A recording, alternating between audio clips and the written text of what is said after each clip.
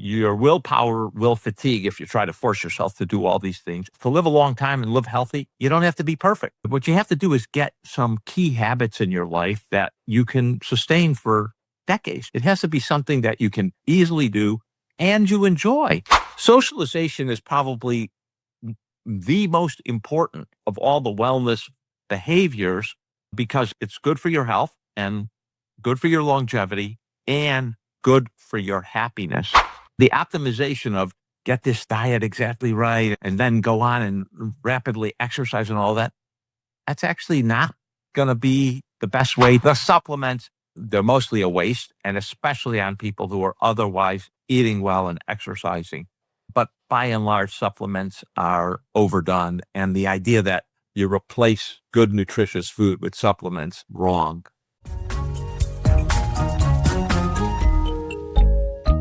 Hello, everybody. Welcome back to Lifers. I'm so pleased to have you back. And we have a very special episode today that's a little bit different than the usual format. And that is because we get to talk about one of the best books that I have read recently. And here with us, we have the author, Dr. Zeke Emanuel. He is a public health expert. He's an oncologist. He's a bioethicist. He's got many titles.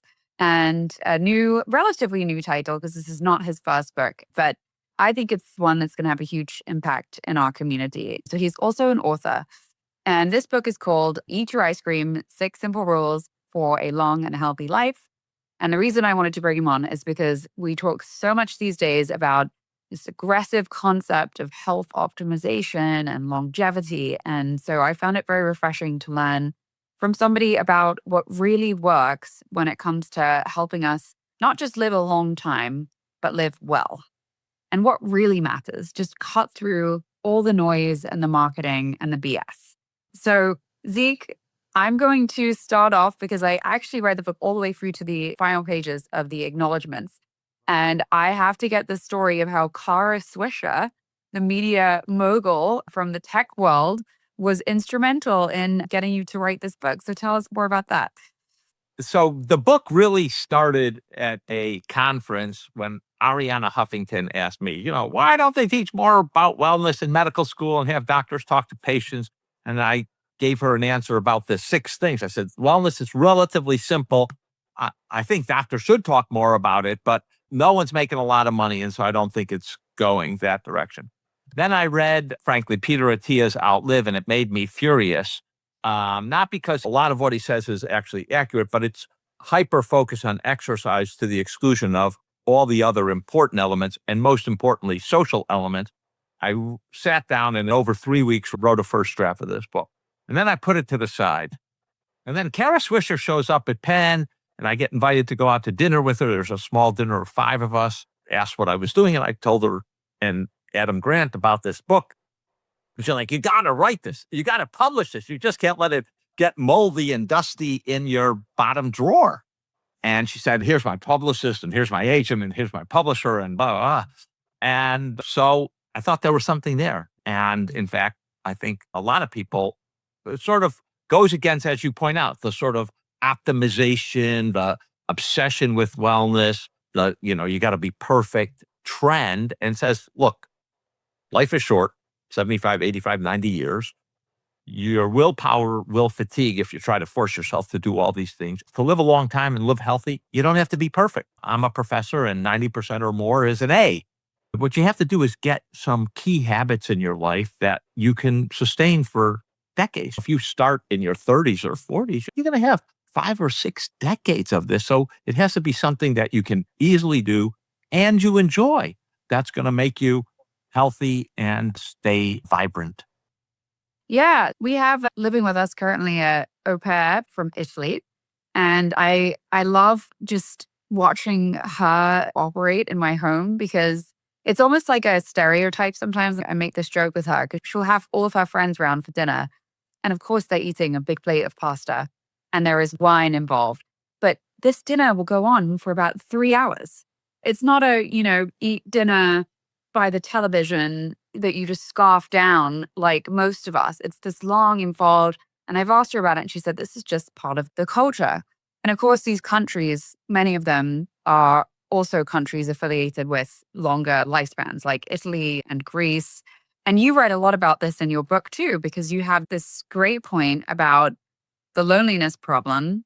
Tell me more about the concept of a meal and a glass of wine, and how in this race to optimization and how aggressive it's gotten, how that concept seems to have kind of fallen out of favor.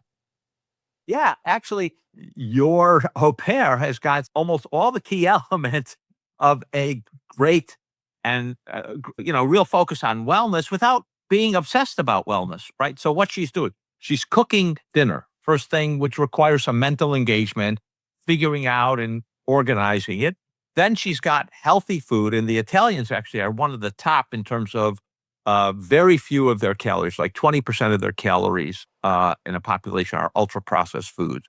But it is pasta. It's just fresh pasta, Yeah, right? So you're not anti carbs. right. No, no, fresh pasta. It usually has some vegetables in it. It's got a salad associated with it.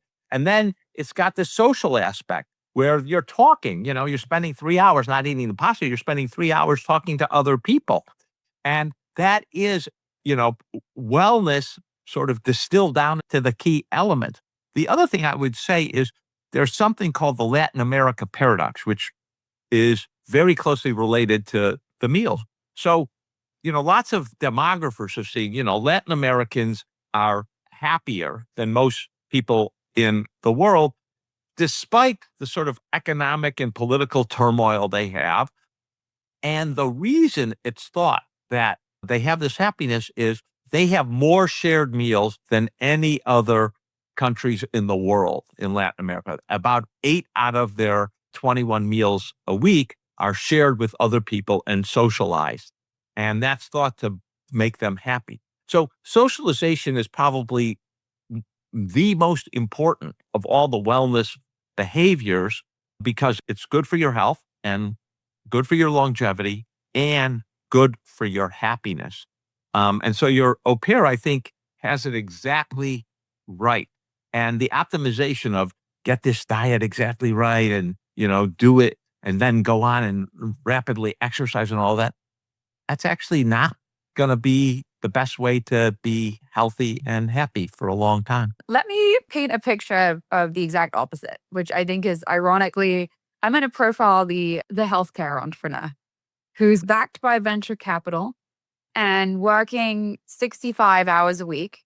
And food is generally consumed by a laptop and oftentimes in liquid form and designed to, have the perfect balance of everything, right? And then you got supplements and they're posting on LinkedIn calling themselves an athlete because that's the jargon that a lot of the VCs and the founders use these days. They want corporate athletes, right? People who can power through and hustle through to the next milestone. And maybe they do work out on the Peloton while they're on the Zoom call. That individual may be, in the right realm of not being overweight or obese and in their 30s or 40s. Is that person well? They could be well. And, one of the things they have going for them, I would say, is they control their environment. They have autonomy over their environment, which while they've got this short term stress to perform, they have a longer term, they don't have stress because they have control. On the other hand, that is not sustainable for a long time. And it's not sustainable for decades. It might be a short burst, 100-yard dash in life, but life is decades and you cannot do that for decades. They will have to switch. And what my book is about the long term because that will burn you out. It will not allow you to be healthy for a very long time. So, all of us have deadlines. I write books. One of the things books impose upon you is a deadline, and you really have to get it done, as it were. But that's not going to be a good way to live. And by the way, the supplements, there are some cases where people need supplements and particular people need supplements. It's not a way, they're mostly a waste, and especially on people who are otherwise eating well and exercising. Women who are thinking of getting pregnant or pregnant, need folate, multivitamin.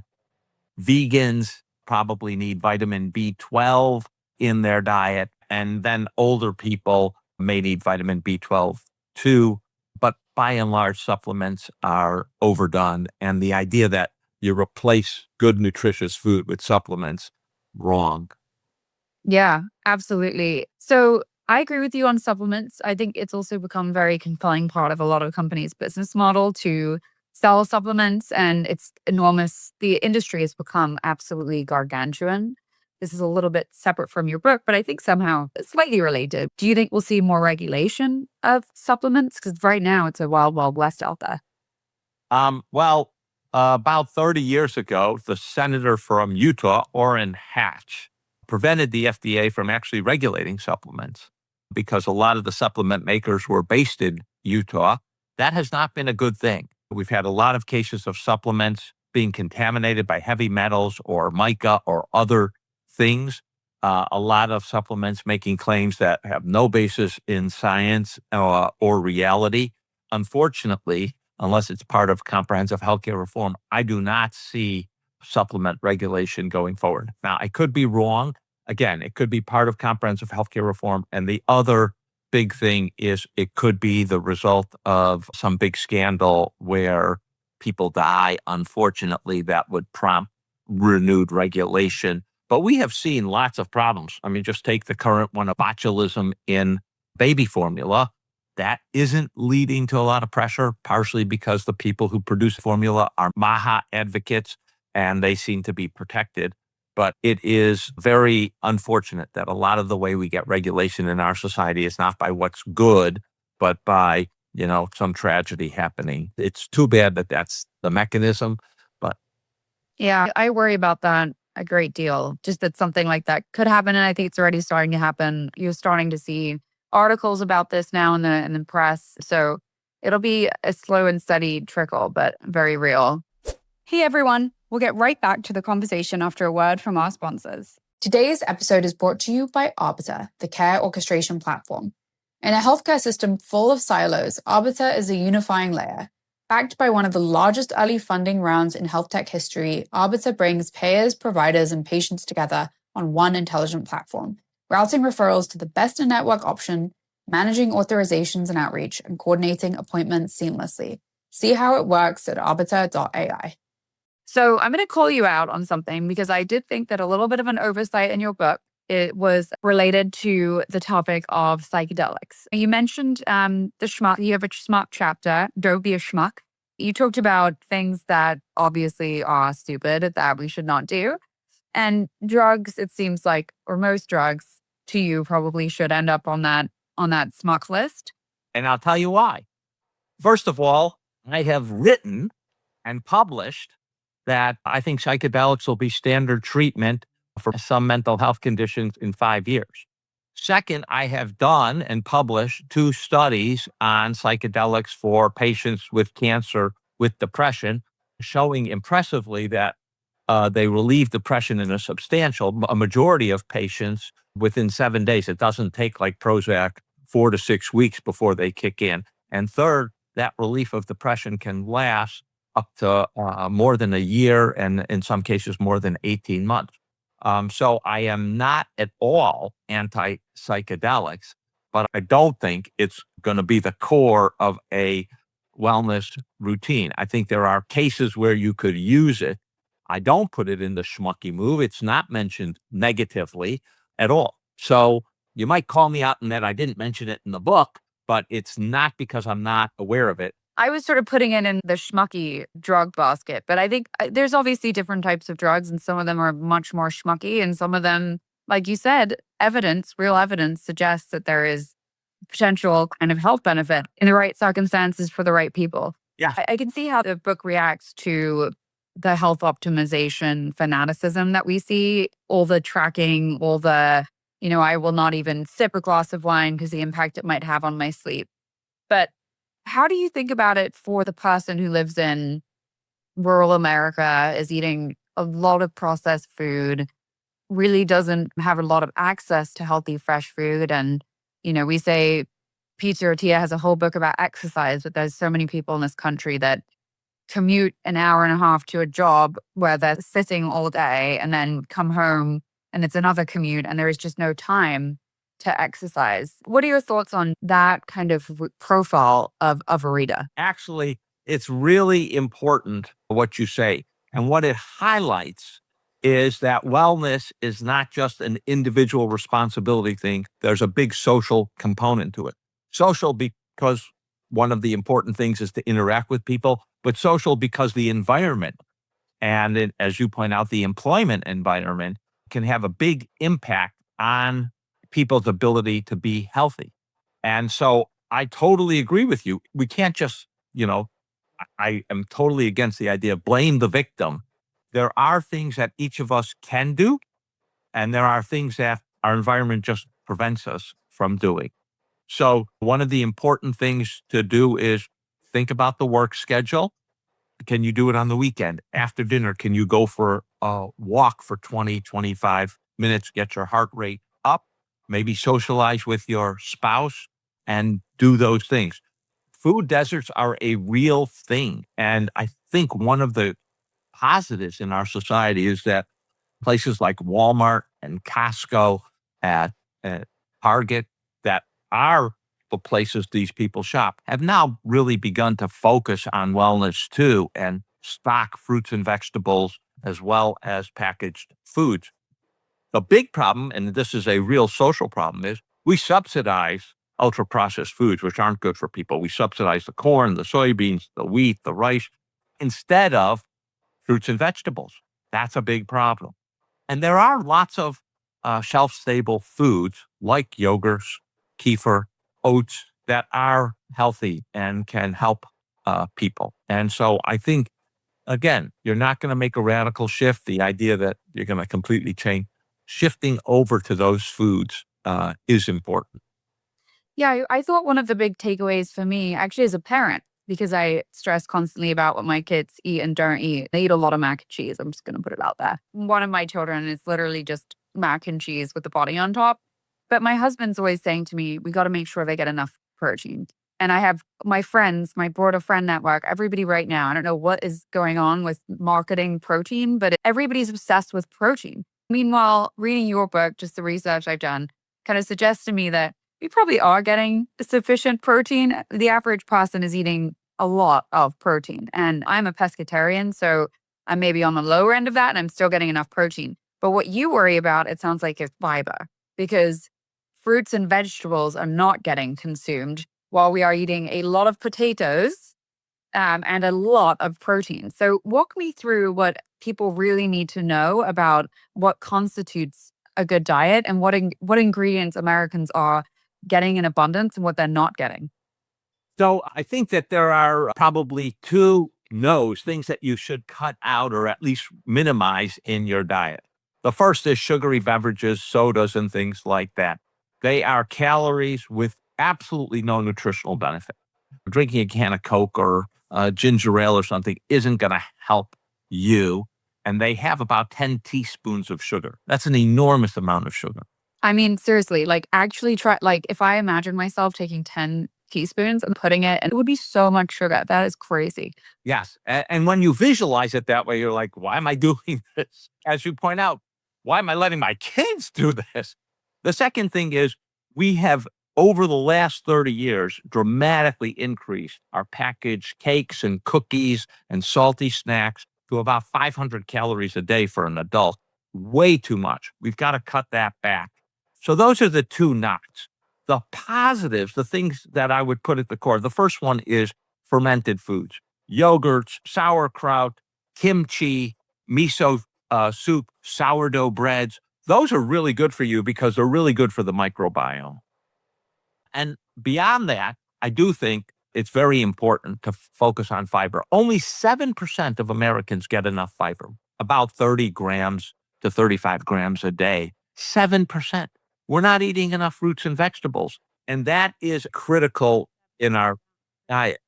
So, what if you're going to eat a breakfast? I eat a very big breakfast. I have 1.5 to 2 eggs a day, whether it's in an omelet or just over easy.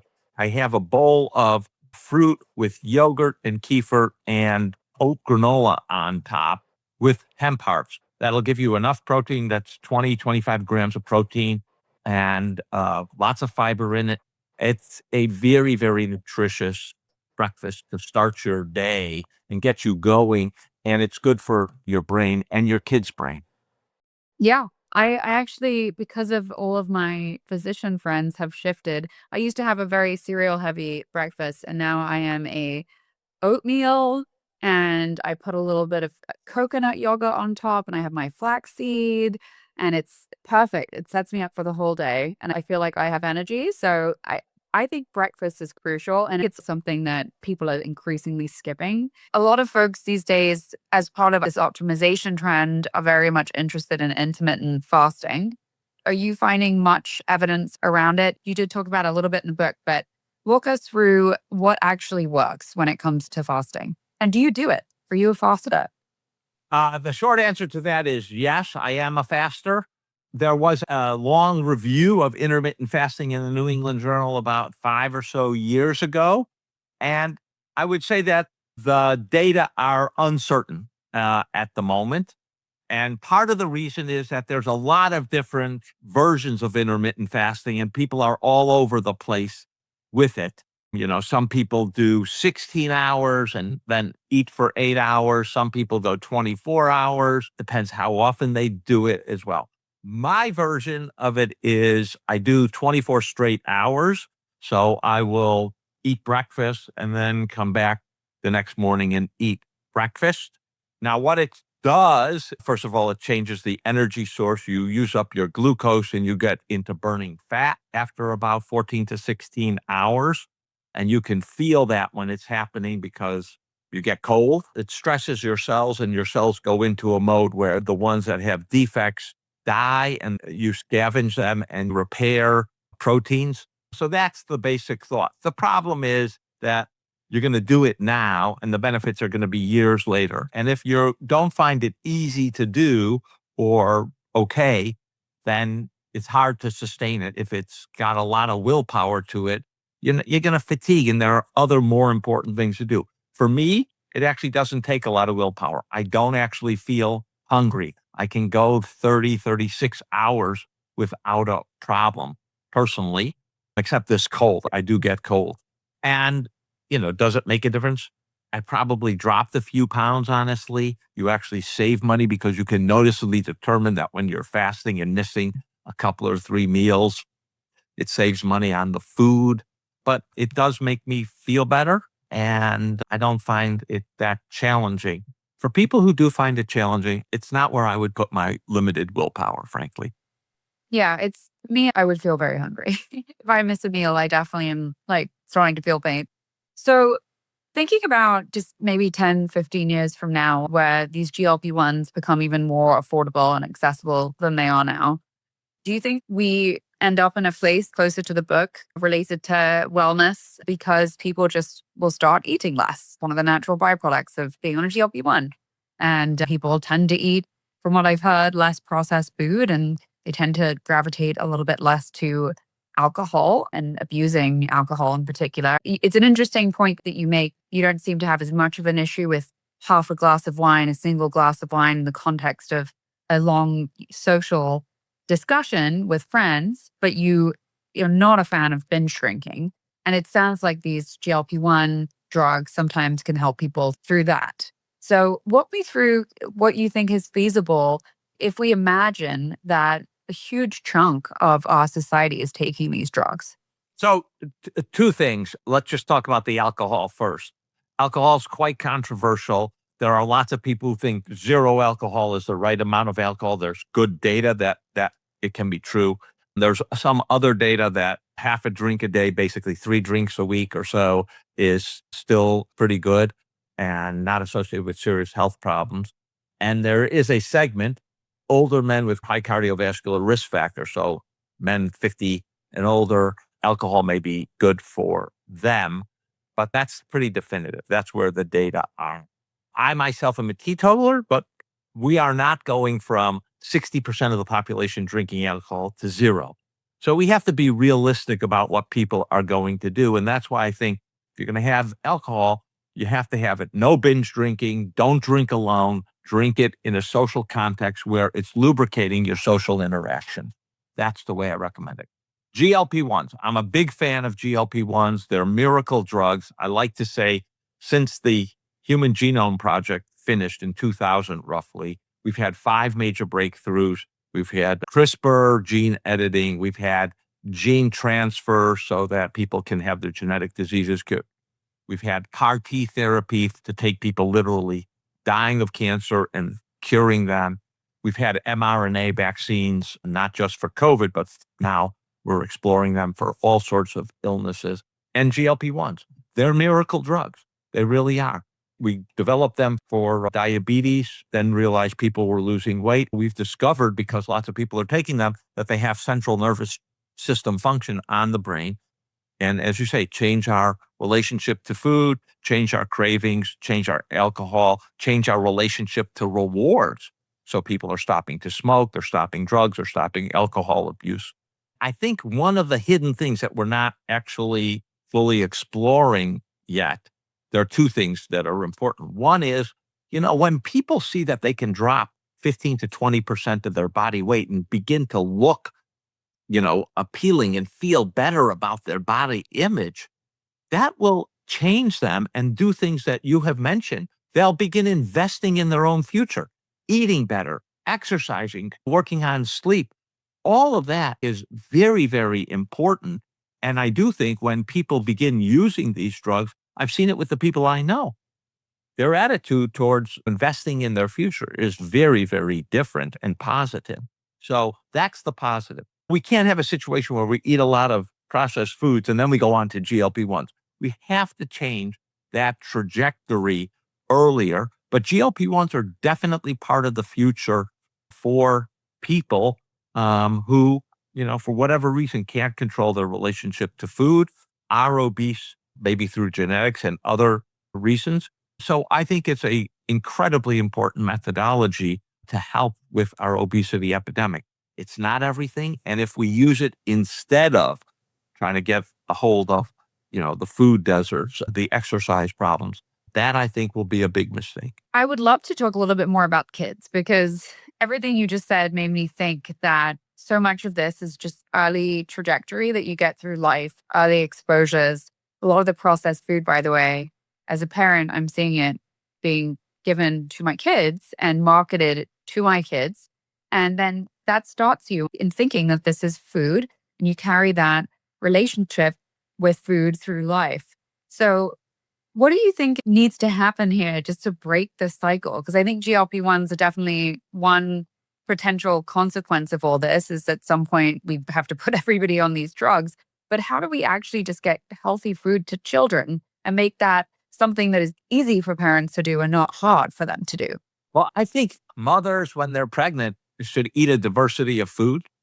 And then when their babies come, still eat a diversity of food so that, when they're breastfeeding, kids are tasting lots of different things, and lay out a diversity of food. Does that guarantee your kid will eat good food, eat fruits and vegetables? No. Does it increase the odds? Yes. And I think that's very important phenomena, that you get them to explore different foods, you get them used to different foods. The other thing we know is as kids get older, having family meals where they are given nutritious foods and they're talking to their parents, there's actual engagement, really important for children in all sorts of realms beyond just food. It's important for their academics. It's important for staying out of trouble. It is important for their weight loss. And by the way, those family meals ought to be with no cell phones and no social media around them, where you're actually talking to each other.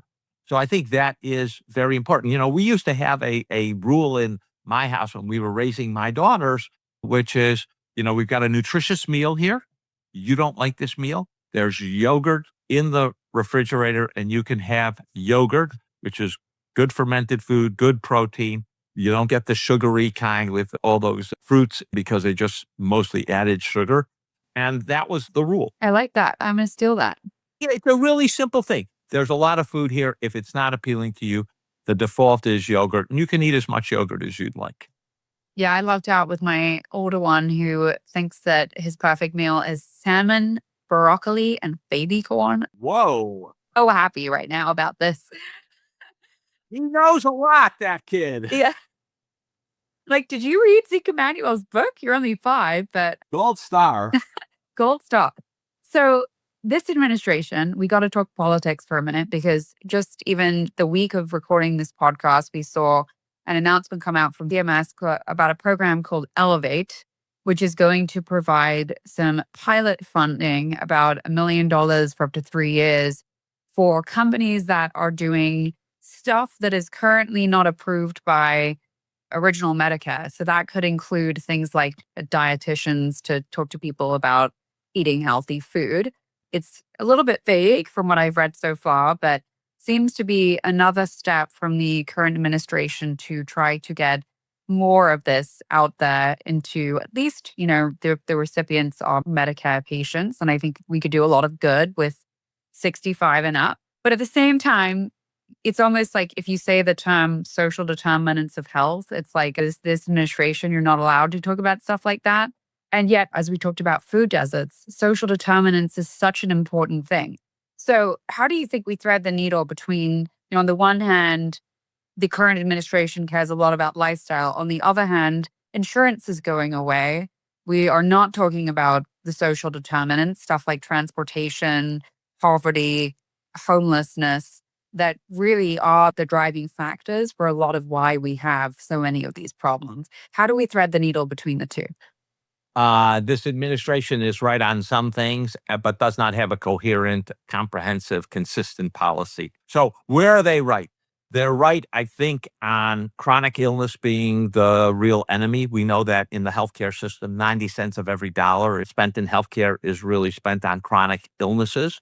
Hypertension, diabetes, cardiovascular disease, cancer, almost all of them have some relationship to diet, exercise, sleeping, and other conditions.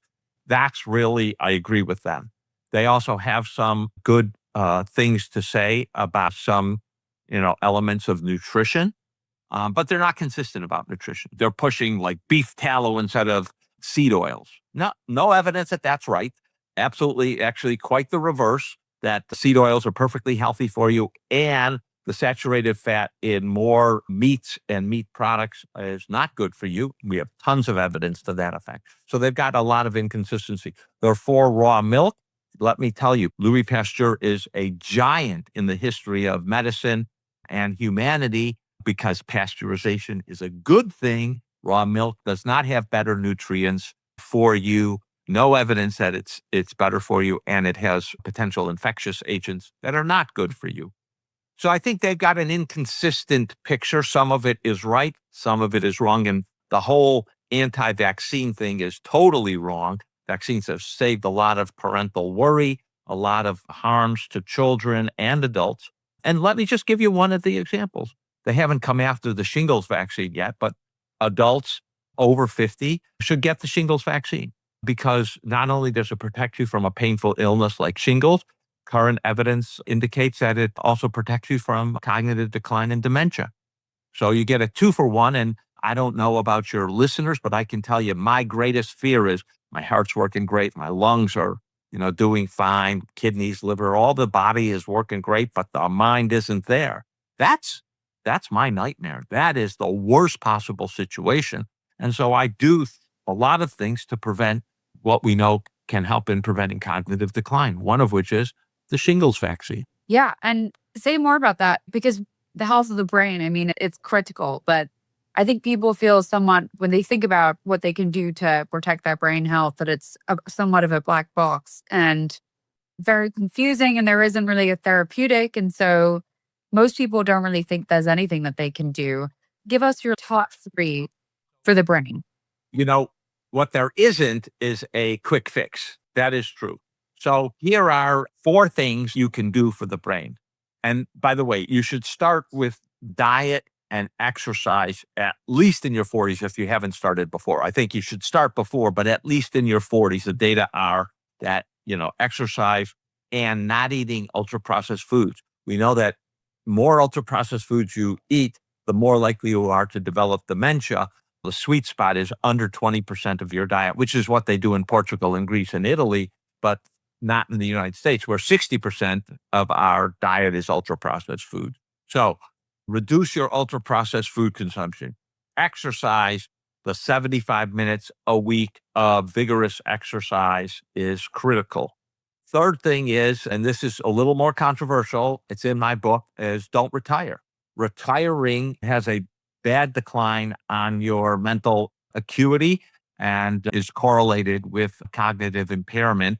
One of the most interesting studies is out of Rand, where they looked at countries based upon their retirement age. And those countries where people retired early had a lot more cognitive decline and a lot earlier than places like the United States and Switzerland, where people tended to retire later. And the fourth thing, which is really, I think, important, is more education. We know that people who have greater education have cognitive decline, but it's pushed out to later ages so that you have more what's called cognitive reserve. Your brain connections there's just much more extensive brain connections. And so you lose them as you age, but because you have so many more, you lose them at a lower rate. Brain function is like muscles. Use it or lose it. And so using it by getting educated, using it in social interaction, using it in learning new hobbies and skills is one of the best things you can do to avoid cognitive decline. And I'll tell you, one of the things I do is every year I commit myself to trying to do something totally new that I haven't done in the past that'll challenge me, both physically, mentally, or however. So this past year, it was raising bees and harvesting honey. I Wow.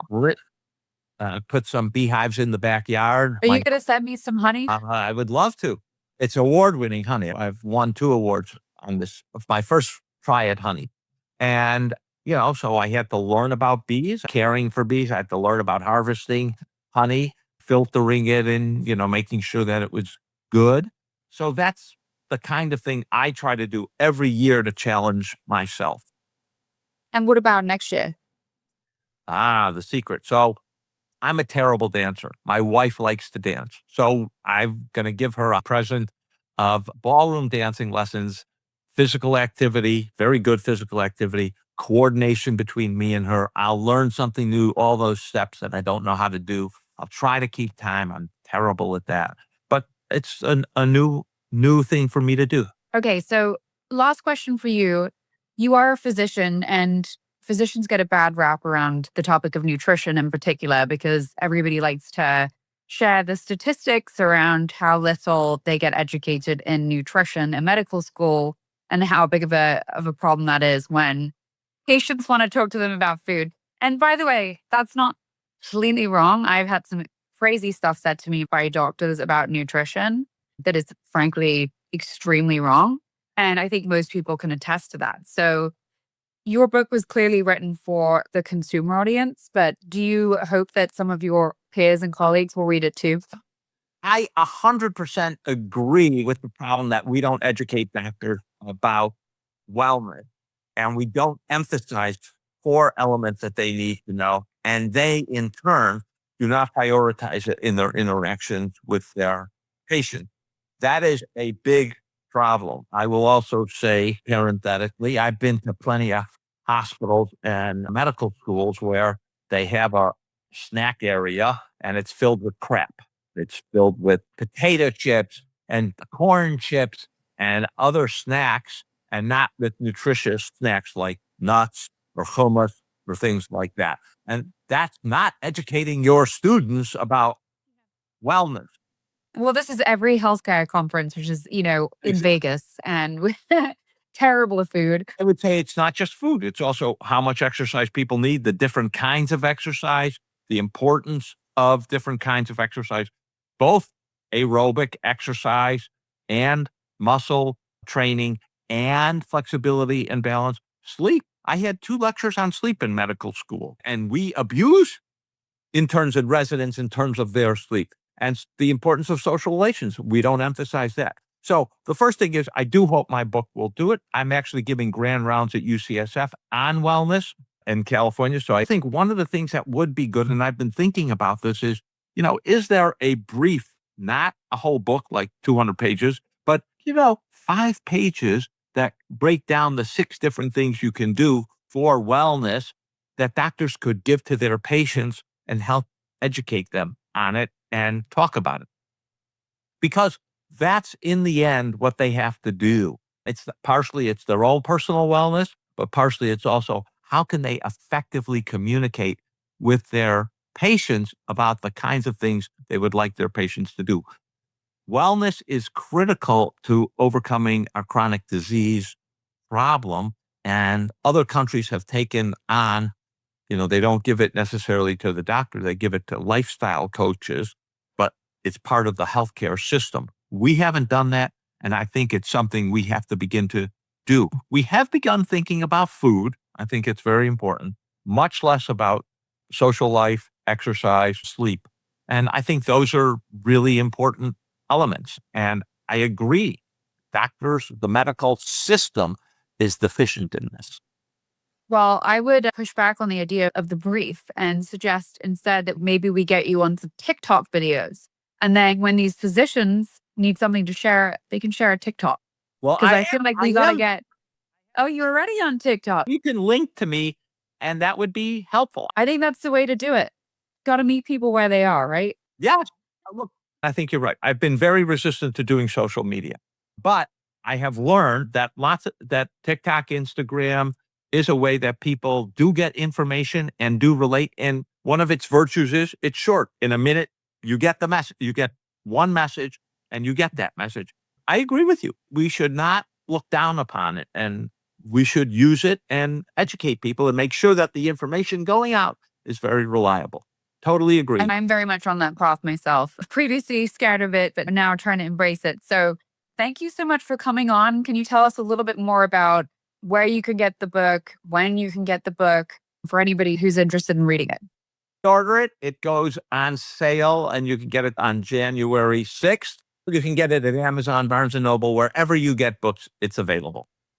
Amazing. Well, appreciate you so much. And I enjoyed the book. I think everybody reading will enjoy the book, and let us know what you think. We'll have to have you come on in a year from now, 6 months from now, and tell us how it's all going. Appreciate you. Great. Thank you for the interview. It's been very, very interesting. That's a wrap on Life Is. If you know someone else grinding it out in healthcare, send them this episode. And if you want more unfiltered takes on digital health, check out the Second Opinion newsletter, link in the show notes.